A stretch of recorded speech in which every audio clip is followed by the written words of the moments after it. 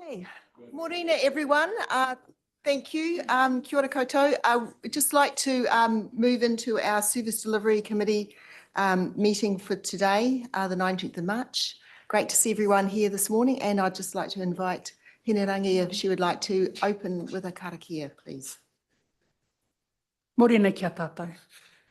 Tuia ki runga, tuia ki raro, tuia ki roto, tuia ki waho, tuia te here tangata, ka rongo te pō, ka rongo te ao, tūturu whakamaua kia tīna. Haumi e hui e, tai ki e. Kia ora mai tātou.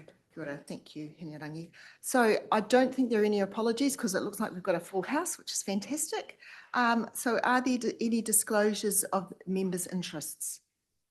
No, good. Any late items? No. Cool. Could I then get a confirmation of the order of the meeting, please? Andrew and Mike, all in favour, please say aye. Against, carried. Thank you. And now we have the minutes of our meeting held on the 20th of February. So those have been pre-circulated, and as far as I know, there's no amendments required. Thank you, Roger. And Lou's going to second. All in favour, please say aye. Against, carried. Thank you. And so our first business item is the Water Services Activity Report. I understand Martin's not available, so we have Robin and Renee. Welcome to our meeting, and yeah, take a seat and hand it over to you.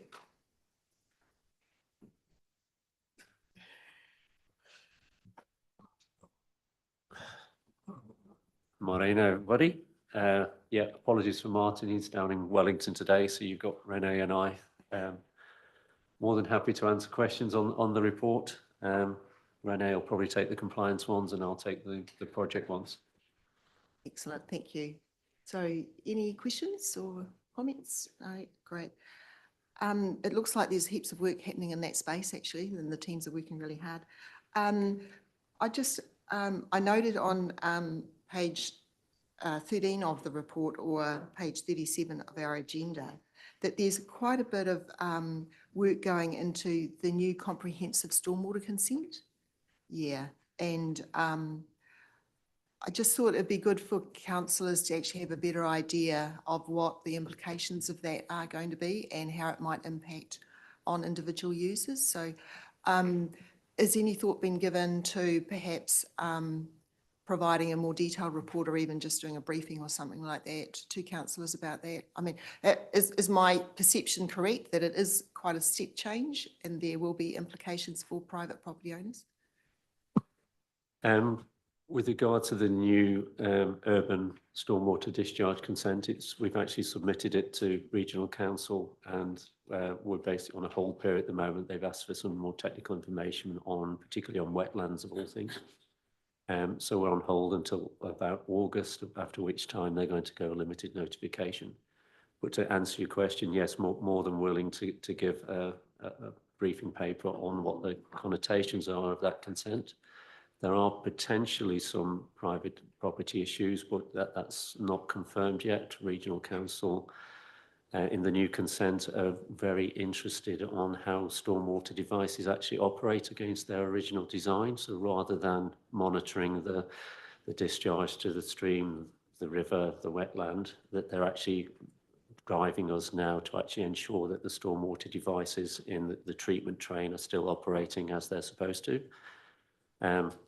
Which is where the potentially, and it is a potential at the moment, private property devices may get caught up in that, as in we do require during development for people to put soakage pits and so forth in.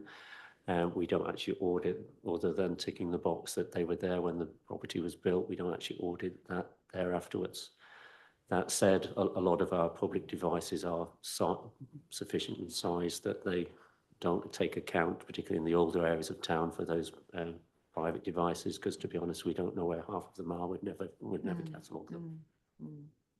Thanks, it's quite helpful actually, Robin. Yeah, so obviously we just wait for that process to go through for the consent to be adopted. Yeah. Okay, cool. Andrew? Yeah, thanks, Claire, through you. So pages 14 and 15 of your report, 38, 39 of the agenda, the water pipes, I'm interested in the ones that specifically are the quality is unknown. And I'm kind of hoping that the bulk of those are non-critical pipes, so that the work's gone into the ones that are.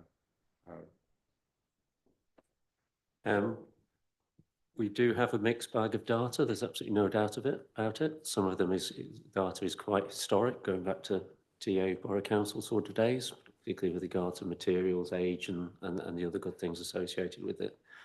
Water pipes are particularly difficult, as in you have to physically take a coupon or a piece of the pipe out of the pipeline to actually assess what the condition of the actual pipe material is, which involves shutdowns and all the other things associated with it.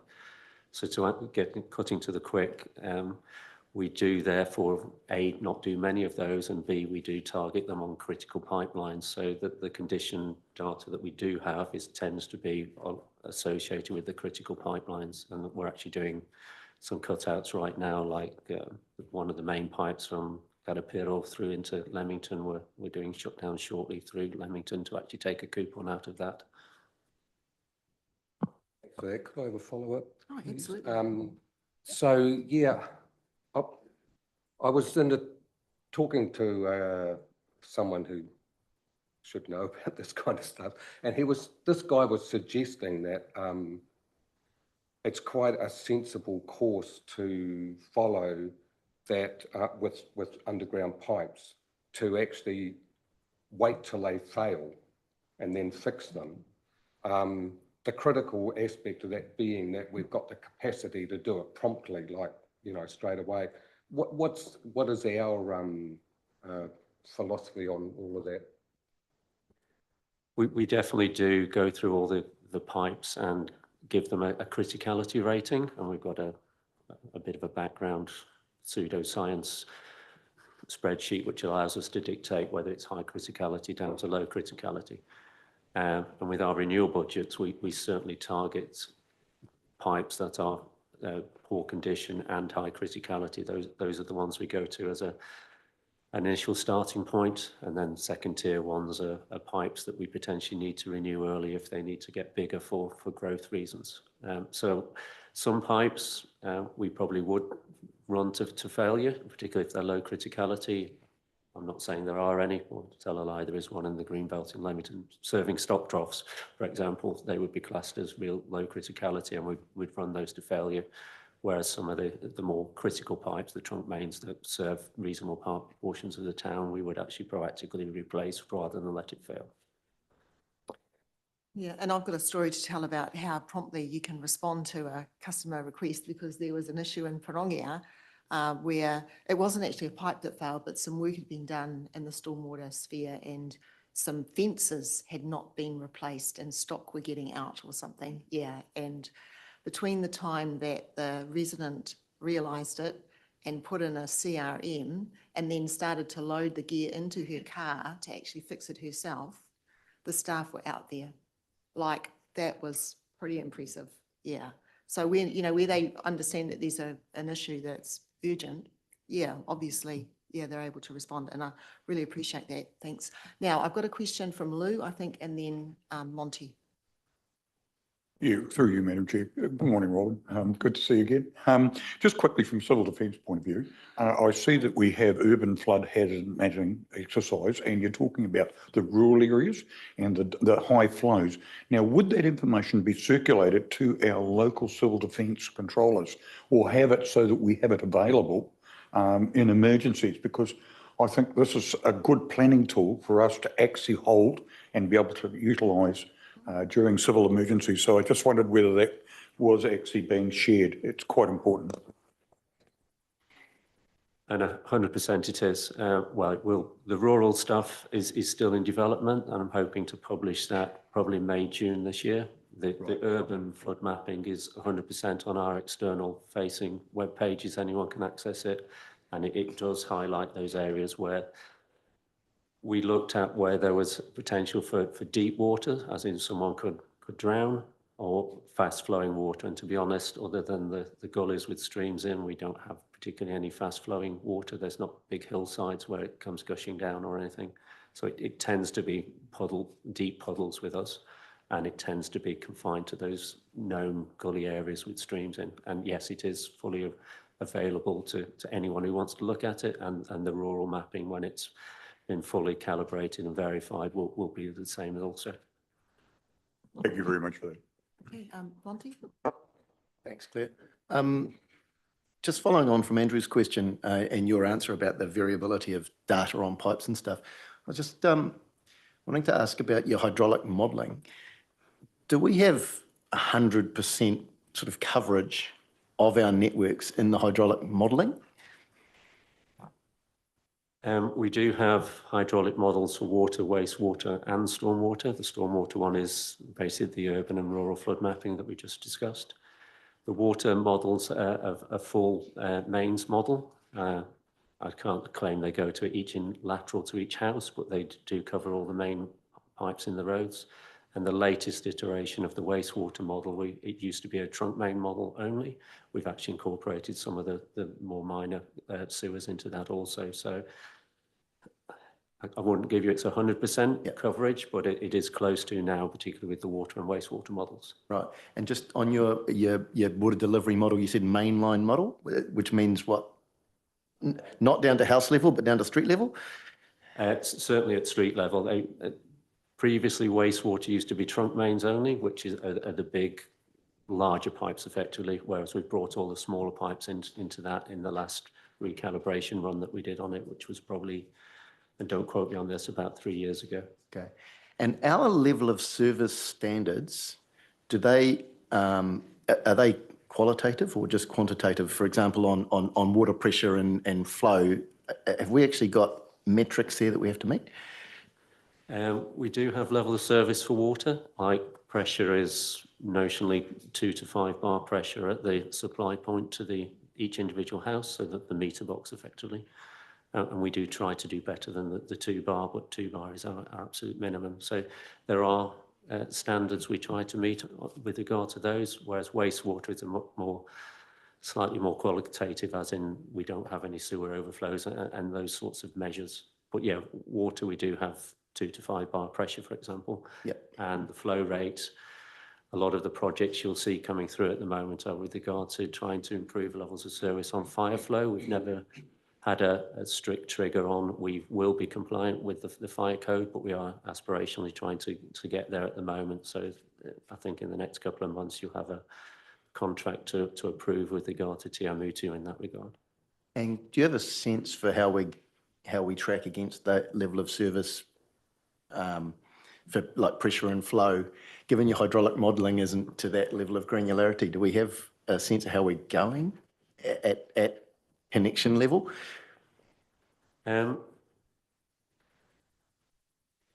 We get very few pressure complaints, and people get used to the pressure that they've got at their houses. I accept that, but the model is not indicating we have any present day low pressure issues. But of course we do have the growth pressures in our main towns anyway. So we do actually run the models and add on to them the growth cells with indicative loading points of where we think the new growth cells will take water or discharge wastewater. So we do actually have a future tense use of those hydraulic models as well as the present day. But present day, the models are not specifically showing any low pressure areas. But future tense, yes, which is part of the future master planning and modelling that we do. Yep.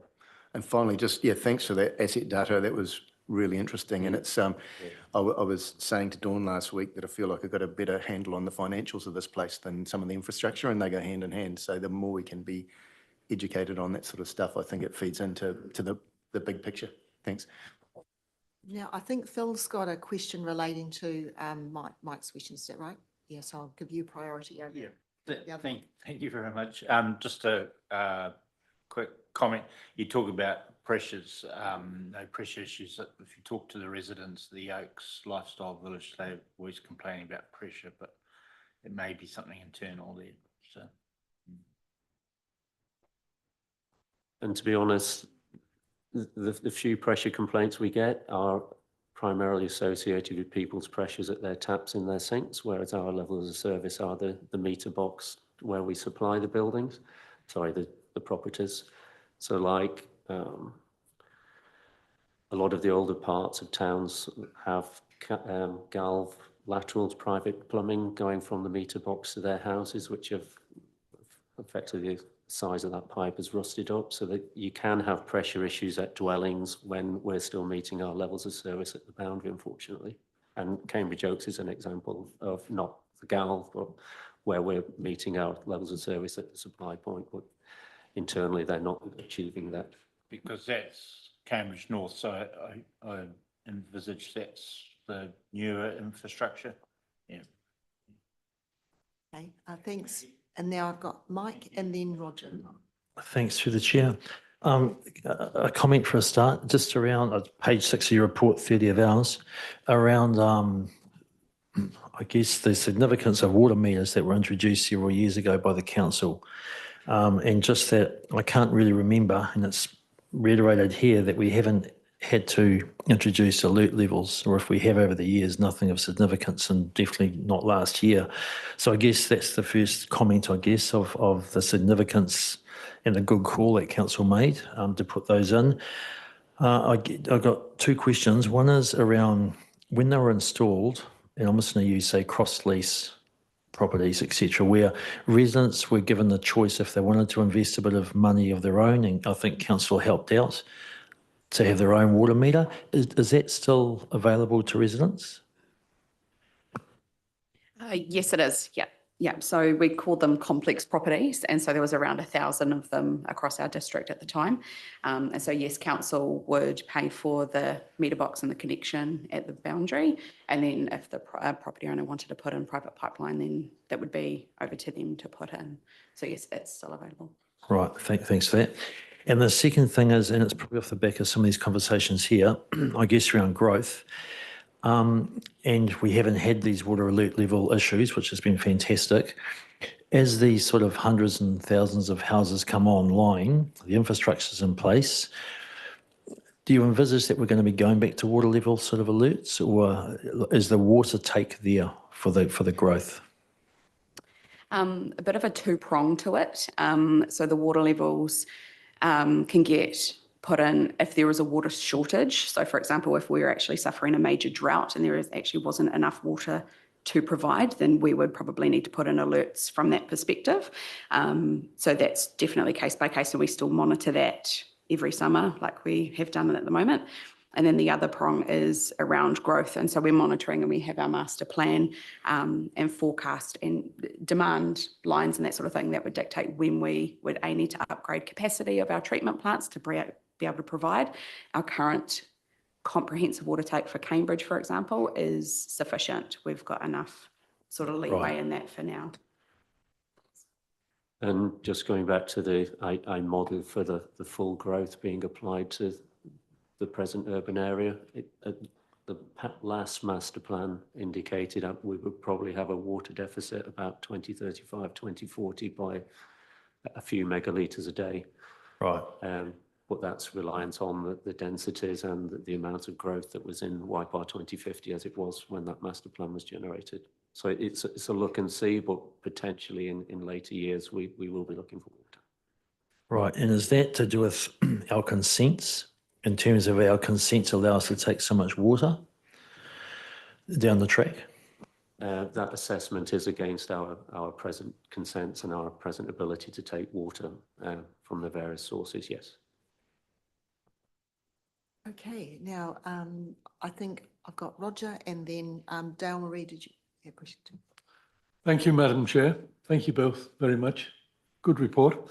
You're probably aware of a John Campbell TV special that's currently started, and I don't like Campbell as a reporter anyway. I think he's far too alarmist. But anyway, his first one, yeah, sorry. And I think, reflecting back, we can thank our lucky stars that we installed water meters going back, 7, 8 years ago now.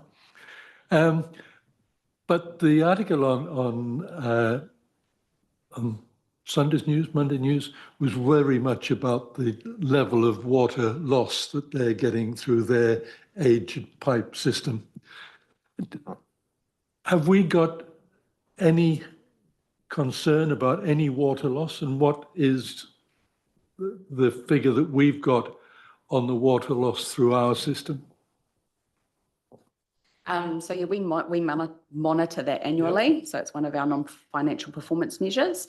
And so we do annual water balance modelling for everything, what goes in, what goes out. There's a portion that is unknown, of course, which is loss. And so our figures are quite good, considering a national average. And I haven't got the figures at the moment, but I think on average it's around that 17% for that would be the higher end, which is quite good for water networks. Anything like less than 12 is phenomenal sort of thing. If you're looking at over 25, then you're sort of concern point, you should really investigate. 16, 17, Yeah, you're in that we're range. kind of, Yeah, we're in that's a- good. Thank you. Now, my second question is about the stormwater outfall that we've got on C3, the major works that we're doing there currently. It's amazing the way that that's progressing. I walked past it quite a few times during the week. And I see that it's delayed, and we know the reason for the delay, but what kind of delay are we talking about? When are we expecting that project to be finished? I think if Dawn wants to answer that question. Thank you, through the chair. I guess it's a bit of an evolving picture at the moment in terms of what we've identified. Further work, even as at the end of last week, has identified some more archaeological artefacts. So at the moment, it's quite possible we if we have to stop work, it could be months delay at the moment. So that's worst case scenario, and we're hoping for the best. But as I say, it's an evolving picture at the moment, I'm afraid. Oh, so the artifacts, did you say, were found last week? This is a new discovery?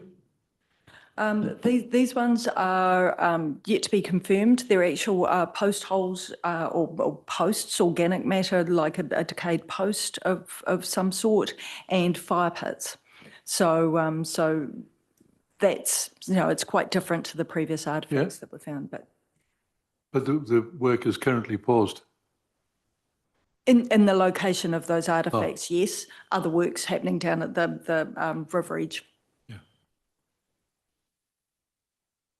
Right, I've just got Dale Marie. Like we're getting over time now, so I'll let Dale Marie have her opportunity. So I've also had an indication that Monty and Andrew have got second question. Oh, yeah, okay. So just bear that in mind. It's just that we want to stick to time, but Dale Marie hasn't spoken yet, so your opportunity now, Dale. Tēnā koe, tēnā kōrua. Thank you for the report and pass my mihi on to Martin as well. So just a quick one from me. Can I please be forwarded who are the mana whenua stakeholders that have been consulted with in regards to the Mangaweka stream and the Te Tahi Road business that goes on out there, please, just while I'm dealing with the iwi strategy and stakeholders as a whole. Kia ora. Thank you, Claire. Mine's for the wastewater treatment plant. Thank you for that update. I've been asking for that. I think it's really important that we're kept abreast of, Cambridge wastewater treatment upgrade.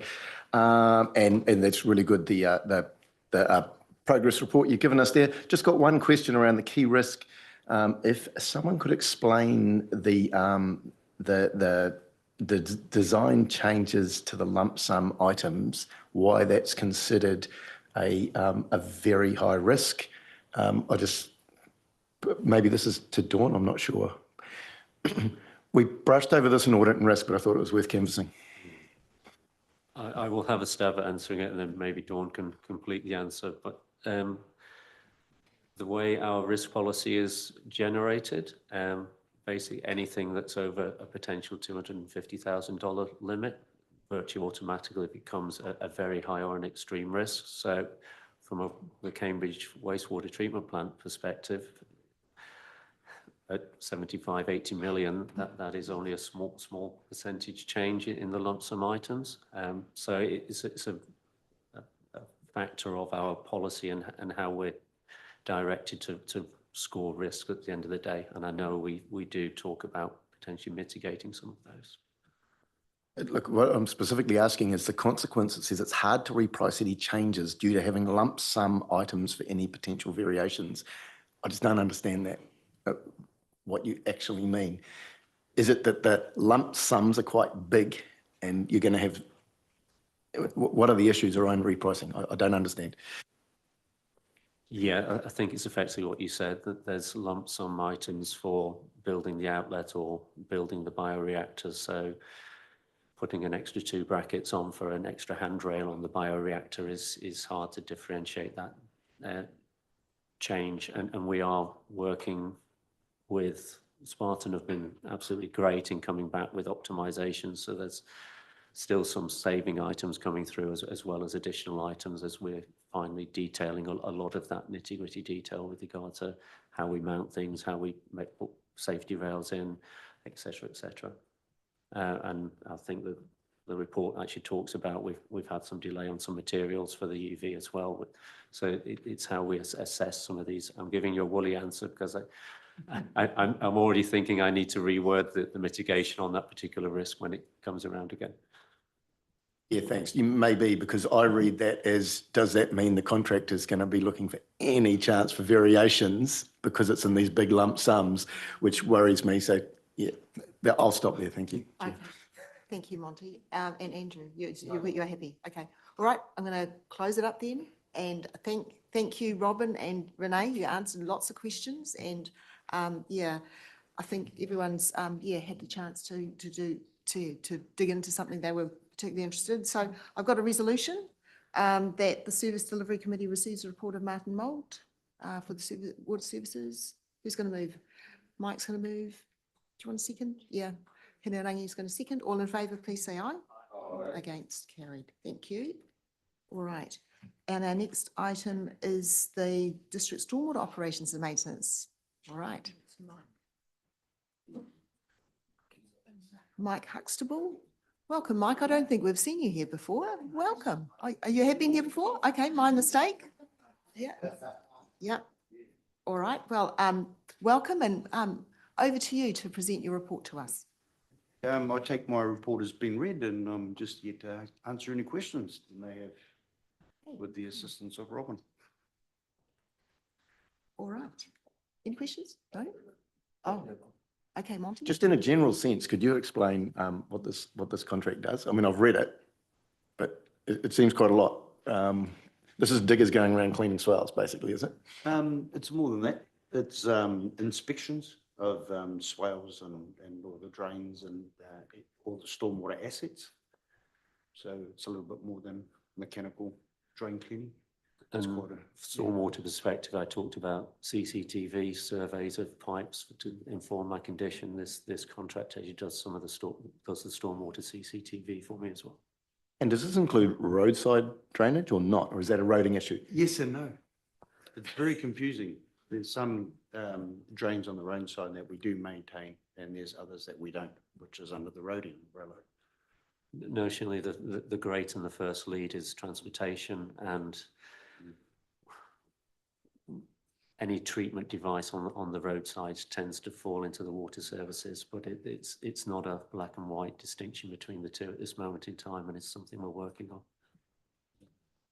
Okay. All right. So if there's no further questions, do I have a mover and a seconder? Liz is going to move and a seconder. Bruce is going to second. All in favour, please say aye. Against, carried. Thank you. Thank you. So our next item is a request for road closure for the 160th Ōrākau anniversary commemoration. It's just outside the door. We'll just wait. You can just have a 2-minute break while we find a staff member who might be able to present that. I was hurrying you up in that other item. And She's just sitting outside. Yeah. Cool. Great. Thank you, Claire. Yeah. Welcome to our meeting, and you're welcome to just take the seat there, hot seat. Morena, welcome. And yeah, so we're just at the 160th Ōrākau anniversary commemorations road closure request. Yeah, so please present your report to us. Just press that button at the microphone to get that green light going. Absolutely. Yeah. Right. This is my first time, so if I make mistakes. There's been an application for a road closure from the committee. I'm sorry, it's a very, very long name the committee has, and we've actually shortened it in the report, so I can't give you the full name, but it's the Te Nehi Nui Trust that is asking for the road closure to do the 160th commemoration for Ōrākau at the site there. And in the report, it's the piece of road that's been closed just there in the red. And the detour that ensues around it. Of course, residents have got right of passage, complete right of passage quietly through the whole site at the time. So, and emergency services. So I'm not certain if there's anything else I need to. Oh, I think you've done a wonderful job, actually. Fabulous, Mary. thank you very much.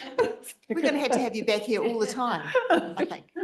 No, thank you. You covered everything, yeah, that was relevant. So are there any queries or no? Happy to move? Right, Phil's happy to move and a seconder, Liz happy to second. All in favour, please say aye. Aye. Against? Carried. Thank you. Thank you. And then we have, do you Can I want to say just, something? can I just Yes, Susan? add to that? I think I'm pleased to see that this application for road closure was made, because I know, having been at a number of Ōrākau commemoration events, it's really pretty disrespectful to have lots of really heavy vehicles ripping through this sensitive area, and it's wholly appropriate, I think, that this be undertaken, particularly for the 160th. So I'm pleased that that's come before us and it's been approved. Oh, yes, Lou? Sorry. Through you, Madam Chair, I have lived in that area for quite a long time. I was just going to suggest that the Parawera Road is probably not the best actually, deviation. You're better to actually turn further up, because the road on Parawera is not really designed for heavy traffic. There's also a very sharp corner at the bottom of that hill. So if you actually, I'll have to go back where you've got, the map. So you actually go back and go on to the road that goes straight through to Chamberlain Road. So I'm trying to think of the name of it. They call it Carklands Road. Yeah, it goes right through Hastapori. Parklands Road. Parklands Road, yeah. Oh, it's even worse. Well, Parawera is very narrow too. Yeah, I guess we've got to look at. what I'd say, you put a deviation sign if need be, but. I guess what we look at the time is the capacity for it to carry large vehicles, etc. Fine, but other than that, I'm 100% not know what you're doing. Thank you. Okay, thanks for those Sorry. comments, Lou. Yeah, we've passed the resolution now, so we'll move on to the next item, which is the National Field Days request for road closure. And the Committee for the National Field Days have requested the closures, the appropriate closures to run our annual Field Days event. And it really is no different from last year. It's the same thing. It worked quite well last year. There are a couple of glitches, but they were just very angry people who didn't want to be turned around. So, yeah, so it's exactly the same as last year. And Okay, any questions or a move? Thank you, Phil. You're going to move it and seconder? Oh, Bruce? Oh, I'll say Bruce. All in favour, please say aye. Aye. Against? Carried. Thank you, Marion. thank you so Yeah. much. We look forward to Cheers. seeing you again in the future. Thank you. Oh, right, our next item's tab 10, the contract signed under delegation, and Dawn's going to speak to this. Is she? Lovely, thank you, Madam Chair. Yeah, two contracts that have been awarded under our staff financial delegations out at Te Tahi at the water treatment plant out there, a programming logic computing upgrade in terms of supporting our telemetry upgrades in that location, and up at the Cox Road reservoir out off Cambridge Road there, a cross connection, so improved resilience of our water supply in that vicinity. Thank you. Any questions? Okay, all right. Lou's happy. Oh, a question from Dale Marie, please. Dawn, can we catch up about this afterwards, please, in regards to the stakeholders? Absolutely. Thanks. Okay, all right. So with that, so I've got a mover from Lou. So, and a seconder, Monty's going to second. All in favour, please say aye. Against, carried. Thank you. Then we have a resolution to exclude the public. A mover and a seconder. Bruce is going to move that. And a seconder, please. Liz, thank you. All in favour, please say aye.